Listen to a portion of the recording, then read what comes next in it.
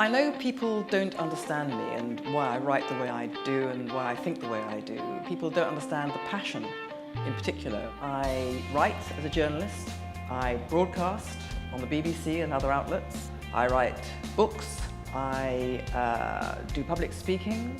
I'm all over the place in the public eye, and yet I never ever speak about myself. And I've been persuaded that I need to show people what the private Melanie actually is, in order that they can understand what I write, what I think, and why I appear to have made this change from having been the darling of the left to being someone who is the centre of controversy, the lightning rod, as it were. And I thought, you know what?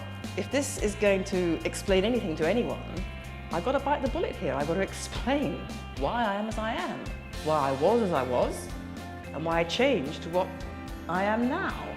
And to do that, I have to do things like talk about my background and my childhood and people who were near and dear to me.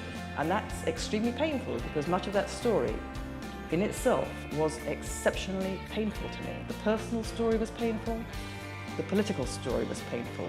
It's all the story of a separation, how I separated from people and institutions that I was far too close to and didn't see properly.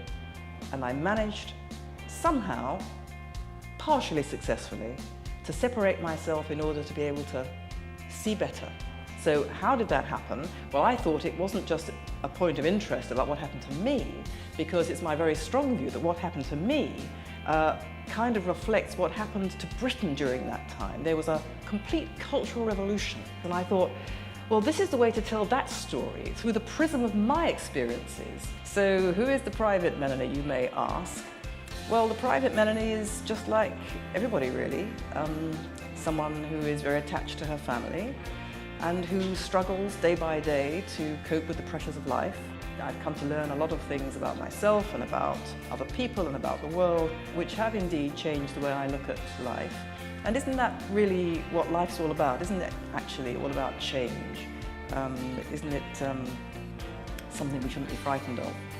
What happened to the guardian angel? And that's why I wrote the book, and that's why I'm sitting here very uncomfortably in front of video cameras and under lights and with sound booms talking to you today.